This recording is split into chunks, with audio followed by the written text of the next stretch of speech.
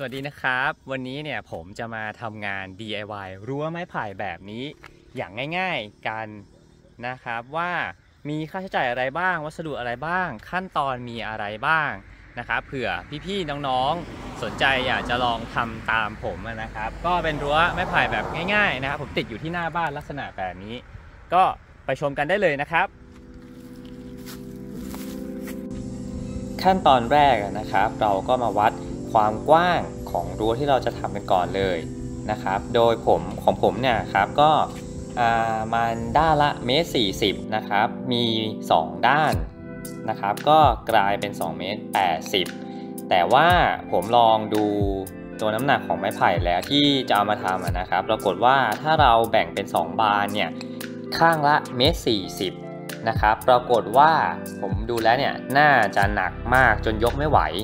นะครับดังนั้นเนี่ยของผมนะครับก็จะแบ่งเป็นด้านละ2แผงกลายเป็นผมต้องทำทั้งหมด4แผง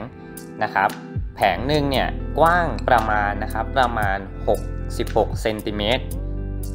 ขั้นตอนที่2นะครับเราก็ต้องมาเตรียมอุปกรณ์ทั้งหมดกันก่อนนะครับโดยอย่างแรกก็ขาดอะไรไม่ได้เลยนอกจากไม้ไผ่ที่ผมใช้เนี่ยมีขนาดลำอยู่ที่ประมาณ 1.8 ถึง 2 นิ้วโดยเฉลี่ยที่ผมใช้จริงๆนะผมใช้แค่ประมาณ70 ลำนะครับแต่ผมสั่งมา100 ลำเพื่อเอามาคัดเลือกลำด้วยว่าลำไหนสวยลำไหนไม่สวยเราก็จะใช้แต่เฉพาะลำที่สวยๆเท่านั้นตัวไม้ไผ่เมื่อเราซื้อมาเรียบร้อยแล้วเนี่ยเราก็จะต้องมาท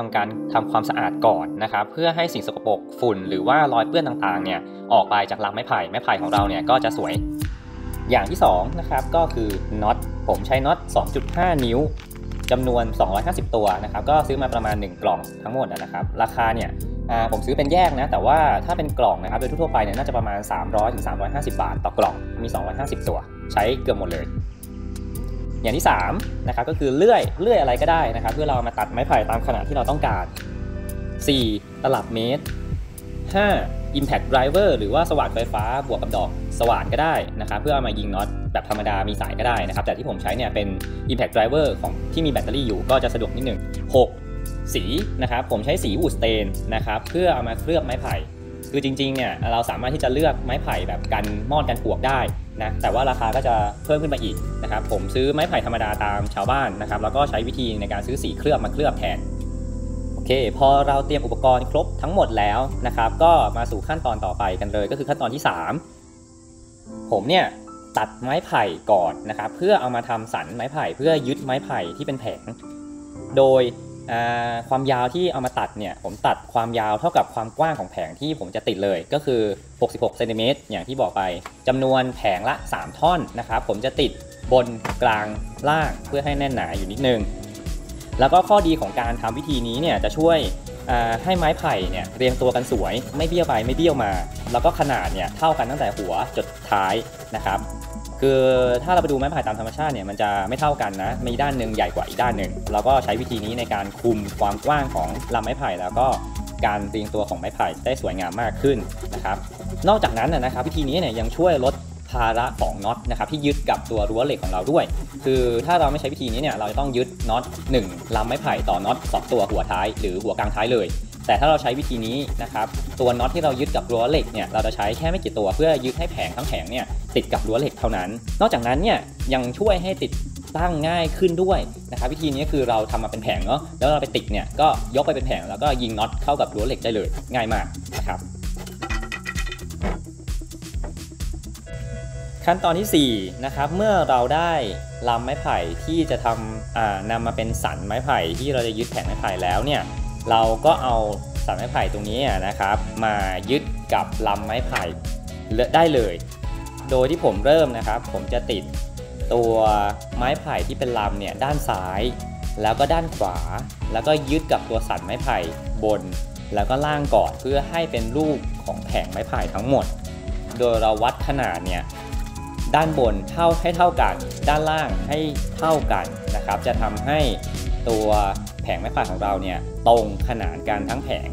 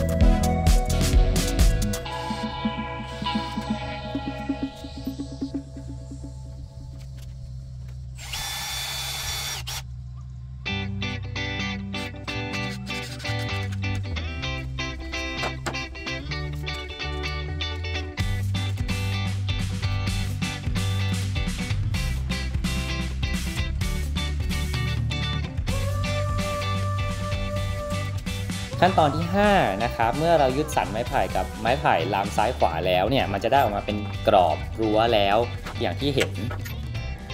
ต่อไปเนี่ยเราก็เริ่มนำไม้ไผ่ที่เราคัดเอาไว้เนี่ยครับเข้าเรียงแล้วก็ยึดกับตัวสันไม้ไผ่ตาม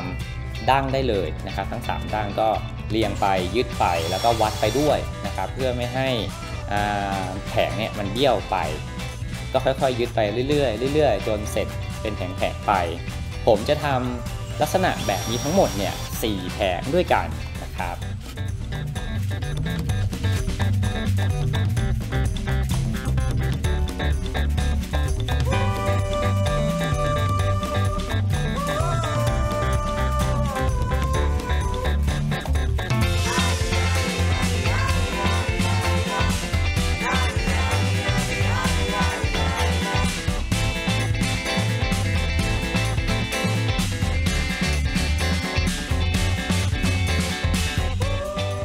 เมื่อเราได้แผงไม้ไผ่เรียบร้อยแบบนี้นะครับขั้นตอนต่อไปเนี่ยผมอยากจะแนะนำให้พี่ๆเพื่อนๆตากแผงไม้ไผ่เนี่ยกับแดดจัดๆเอาไว้สัก 2-3 วันก่อนนะครับโดยเฉพาะคนที่ซื้อลำไม้ไผ่สดมาเนี่ยอยากแนะนำให้ตากแดดให้แห้งก่อนลำเนี่ยสีจะสวยจะเหลืองไม่ด่างไม่เขียวนะครับเวลาเราไปทาสีเนี่ยมันก็จะเป็นสีที่เป็นโทนเดียวกันขั้นตอนต่อไปนะครับเราก็เอาแผงไม้ไผ่ที่เราเตรียมเอามาเนี่ยไปติดตั้งกับโครงเหล็กได้เลยโดยของผมเนี่ยจะเห็นว่าผมทำงานจริงๆแล้วมีพึ่งคอยช่วยนะแต่ว่าอะไรที่ยกหนักๆเนี่ยผมก็จะยกคนเดียวผมก็จะใช้เครื่องทุนแรงนะผมก็ยกแผงไม้ไผ่เนี่ยขึ้นหลังกระบะนะครับแล้วก็ขับไปอยู่ที่หน้าที่แล้วก็ยกลงแล้วก็ติดจะสะดวกกว่าเพราะว่าถ้าแบกจากในบ้านออกไปหน้าบ้านเนี่ยคงแบกไม่ไหว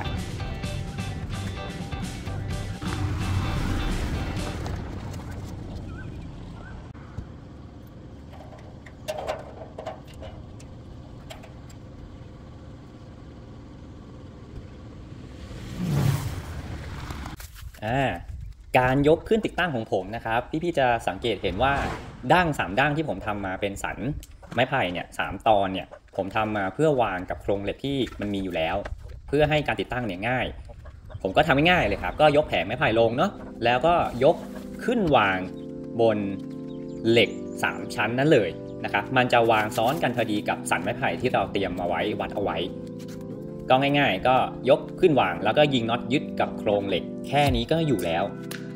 จริงๆเนี่ยใช้ถ้าเป็นวิธีนี้เนี่ยใช้น็อตยึดข้างบนกลางล่าง3ตัวก็พอแล้วนะครับ9ตัวเนี่ยทั้งแผงเล็กๆ66เซนเนี่ยอยู่แล้วแต่ด้วยบริเวณตรงนี้เนี่ยลมค่อนข้างที่จะแรงนะผมก็ยึดเพิ่มเพื่อความแข็งแรงเหล็กอาจจะบอบช้ำหน่อยแต่ก็ไม่เป็นไรครับเราเน้นความแข็งแรงมากกว่าก็ทำอย่างนี้ทั้งหมด4แผง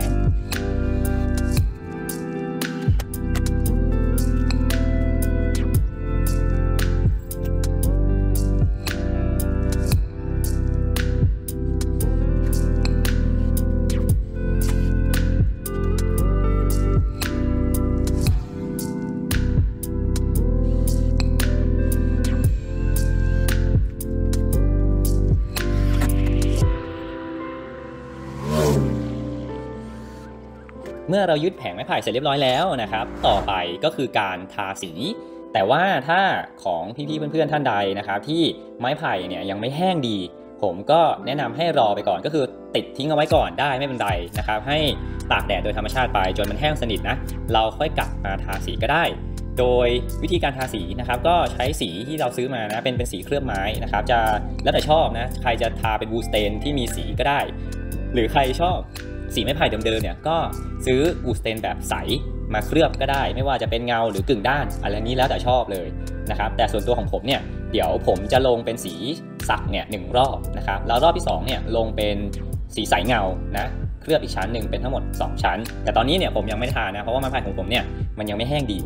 เสร็จแล้วก็จะได้ออกมาแบบนี้เลยครับ